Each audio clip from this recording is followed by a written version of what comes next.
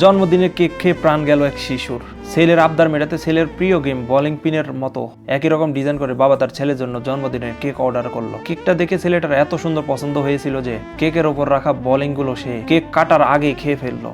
এমনকি পিনগুলোতে কাউকে হাতও দিতে দিচ্ছিল না। কিন্তু দুর্ঘটনা ঘটলো কেক খাওয়ার ঠিক 2 ঘন্টা পরে। ছেলেটি পেটের অসহ্য যন্ত্রণায় কাতরাতে লাগলো। দিশারিশা না পেয়ে বাবা তৎক্ষণিৎ তাকে হাসপাতালে নিয়ে গেল। একদিকে ছেলের অপারেশন চলতেছিল, অপরদিকে ফোন আসলো সেই কেক ফ্যাক্টরি থেকে। তারা বলল, স্যার আমরা একটা বিষয় জানাতে ভুলে গিয়েছিলাম। কেকের উপরে সুন্দর করে সাজানো বোলিং গুলো সোজা করে রাখতে প্রত্যেকটা বোলিং এর মধ্যে আমরা লোহার স্টিক ব্যবহার করেছি। শিশুরা যদি এটা লোহা সহ খেয়ে ফেলে তাহলে মারাত্মক বিপদ হতে পারে।